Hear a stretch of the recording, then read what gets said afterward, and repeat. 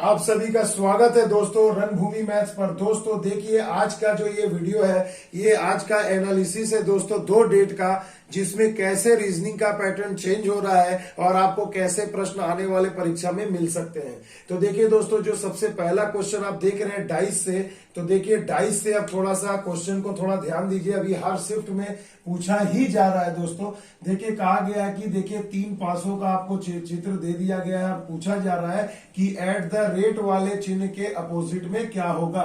तो मेरे भाई सबसे पहला चीज जो मैंने आपको बेसिक भी बताया है कि देखिए इसमें आपको क्या करना है कि देखिए पहले तीनों चित्रों को ध्यान से देखिए। तो एट द रेट के अपोजिट में आपसे पूछा जा रहा है कि इसमें क्या होगा। तो एट द रेट का जो अपोजिट होगा वो क्या होगा। तो सबसे पहले देखिए तीनों फिगर में पहले ये देखिए कौन से दो फिगर में एक ही चीज कॉमन है। तो देखो पहले और दूसरे में आप देख पा रहे हो एट द रेट और स्टार स्टार दो संख्याएं कॉमन है, मत देखिए। तो फिर देखिए दूसरे और तीसरे में जरा देखिए दूसरे नंबर और तीसरे नंबर डाइस में तो देखिए केवल और केवल एंड, अंग्रेजी का शॉर्टकट फॉर्म एंड यहाँ पर कॉमन है। बस अब वहां से क्लॉकवाइज घुमा दीजिए तो एंड के बाद आपको क्या दिख रहा है, एट द रेट दिख रहा है। एट द रेट के बाद क्या दिख रहा है, स्टार दिख रहा है। यानी कि क्लॉकवाइज जा रहा हूं दोस्तों।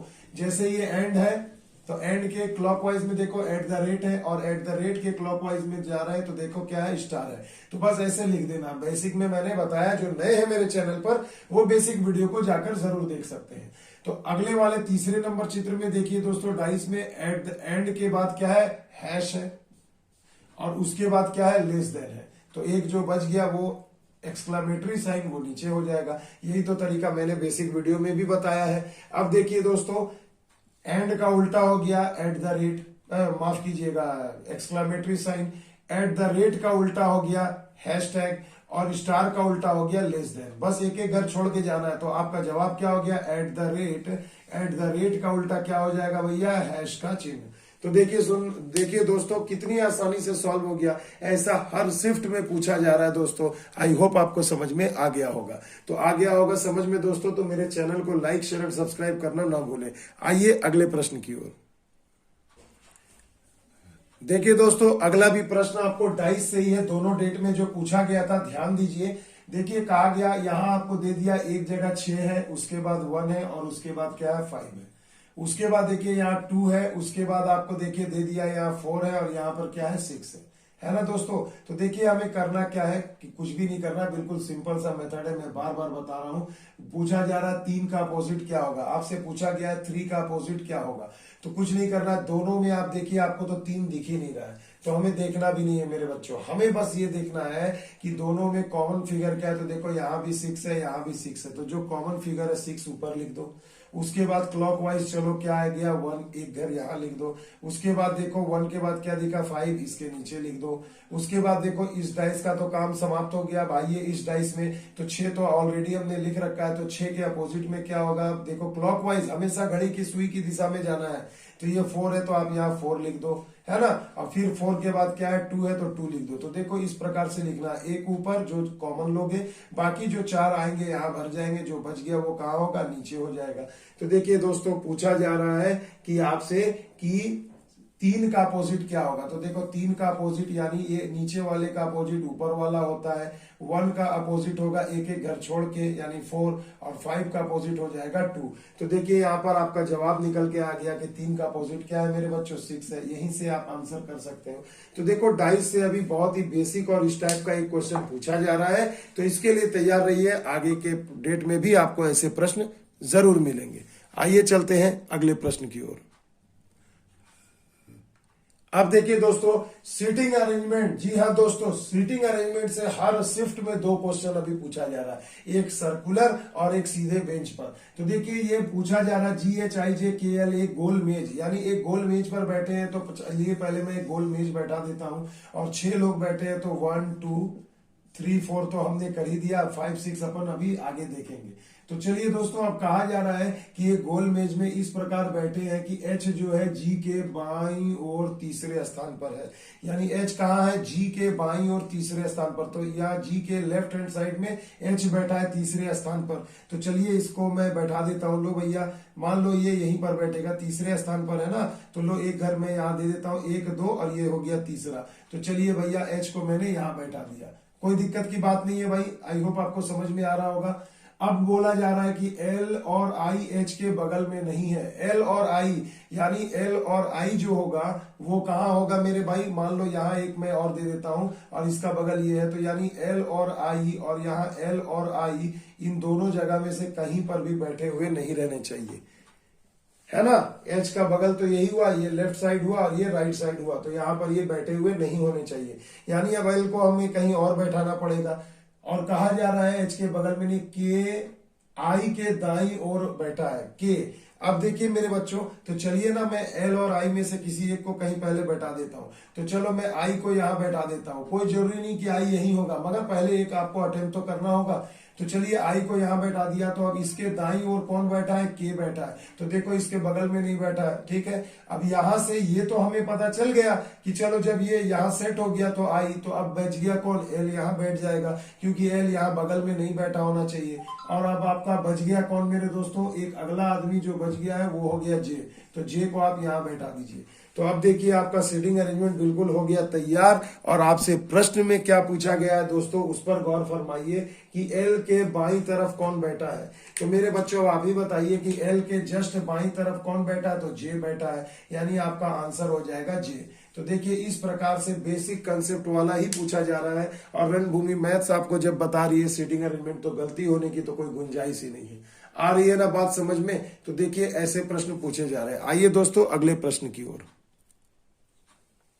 तो देखिए दोस्तों, कहा जा रहा है ये भी सीटिंग अरेंजमेंट से है। आया है दोस्तों क्वेश्चन, 5 मित्र P Q R S T एक पंक्ति में उत्तर दिशा की ओर मुंह करके बैठे हैं, यानी सबका मुख है इस दिशा की तरफ, ठीक है। कोई दिक्कत नहीं, 5 लोग है तो 1 2 3 4 5 अपन ऐसे कर सकते हैं। अब देखिए पूछा जा रहा है कि एस जो है टी और क्यू के बीच में बैठा है, यानी जो एस होगा वो टी और क्यू के बीच में बैठा होगा। ये एक कंडीशन हो सकता है। दूसरा कंडीशन क्या हो सकता है? एस बीच में ही बैठेगा, मगर या क्यू इस तरफ होगा, टी इस तरफ होगा। दोनों में से कोई भी हो सकता है। किसी एक को बिना कुछ सोचे समझे मान लेना, यही गलती करते हैं बच्चे परीक्षा में। तो दोनों कंडीशन को मैंने मान लिया। अब आगे पढ़ते हैं तो कंडीशन से क्लियर हो जाएगा। देखो पूछा जा रहा है क्यू जो है आर का निकटतम बाईं ओर है। क्यू जो है आर के निकटतम बाईं ओर है। तो अगर मान लो आर यहां मैं बैठाता हूं यहां पर, तो ये तो इसके दाईं ओर हो गया, यानी ये वाला नहीं होगा। यानी यहां पर आर मैं बैठा दे रहा हूं, तो आई का निकटतम बाईं ओर क्यू है। तो देखो अगले ही लाइन में क्लियर हो गया। उसके बाद क्यू जो है आर के निकटतम बाईं ओर है, और पी है टी का निकटतम बाईं ओर। पी जो है वो कहाँ है? टी के निकटतम बाईं ओर, यानी टी का लेफ्ट मुंह इस तरफ उत्तर की तरफ है, नॉर्थ की तरफ है। तो टी का लेफ्ट हैंड साइड इधर हुआ, आपके लेफ्ट हैंड साइड की तरफ। तो टी के निकटतम बाईं ओर कौन है? पी है। तो लो भैया 5 के 5 लोग बैठ गए। तो पूछा जा रहा है बताइए कि बीच में कौन बैठा है? तो बीचों बीच कौन बैठा? देखो 2 इधर दे दिया, 2 इधर दे दिया, तो बीचों बीच कौन बैठा है? एस बैठा है। तो देखिए कितनी आसानी से आंसर हो गया। ऑप्शन नंबर ए आपका प्रश्न का सही जवाब हो गया। आगे बात समझ में? तो देखो इस टाइप के क्वेश्चन पूछे जा रहे हैं। अब देखिए दोस्तों, सार्थक क्रम से पूछा गया था डिक्शनरी वाला कि कहा जा रहा है सार्थक क्रम बताएं। तो देखिए ये बेसिक सा क्वेश्चन है। देखिए सब में ए आपको मिल रहा है, कॉमन है, तो इससे तो मेरे को समझ में आएगा नहीं। अगले बार देखो बी जो है सबसे पहले है, यानी 4 हो जाएगा। बी के बाद क्या होगा? सी होगा, यानी 1 हो जाएगा। उसके बाद देखो, देख रहे हो ना विनोद, कितना इजी क्वेश्चन पूछा गया था। नहीं तो इसमें भी समय लगता है, मगर देखो एग्जाम में कितना आसान पूछ दिया था। तो ए के बाद बी, बी के बाद सी हो गया। उसके बाद देखो आर और टी। तो देखिए आपको तो पता है ना, आर के बाद एस आता है, फिर टी आता है, यानी आर वाला पहले आ जाएगा, यानी 3, तो लास्ट में हो गया 2। तो देखो 4 1 3 2 इसका सही सार्थक क्रम हो गया। कितनी आसानी से बन गया भैया चुटकियों में। तो ये सब क्वेश्चन अभी बिल्कुल हर सेट में पूछे जा रहे हैं। अब देखिए दोस्तों, एनालॉगी से क्वेश्चन पूछा जा रहा है। देखिए यार, मैंने जानबूझकर इसका ऑप्शन ही नहीं लिया क्योंकि मुझे देखना है कि आप बता सकते हैं कि नहीं।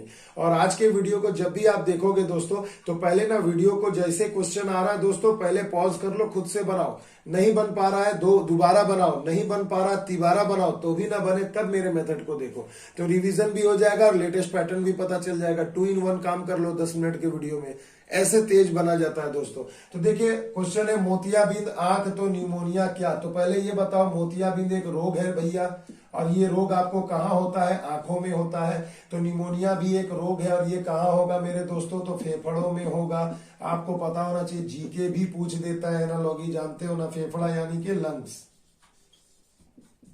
आ गई बात समझ में। तो देखो ये क्वेश्चन पूछा गया था। अब देखिए दोस्तों, ये जो प्रश्न है बहुत ही बेहतरीन है। देखिए दोस्तों, बार बार पूछ रहा हूं, एनालॉगी से भरपूर क्वेश्चन पूछा जा रहा है। तो देखिए 6 को कर दिया गया 252, तो 5 को क्या करेंगे। तो यहीं से देखो दोस्तों, क्या करेंगे भैया, हवन थोड़ी करेंगे, बिल्कुल सॉल्व करेंगे। तो देखिए 6 से 252 है, तो यानी 6 का क्यूब ही तो हो जाता है 216।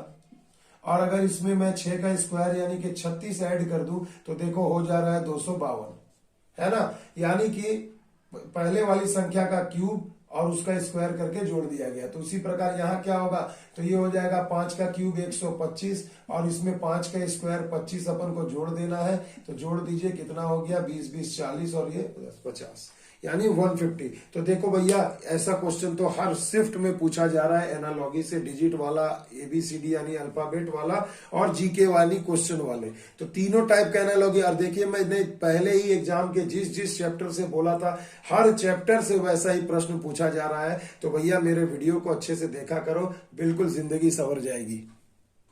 देखो दोस्तों, ये एक और एनालॉगी से क्वेश्चन था कि ऊपर दिए गए जो ये अनुपात है, इसको इसके जैसा कौन सा चारों में फॉलो कर रहा है।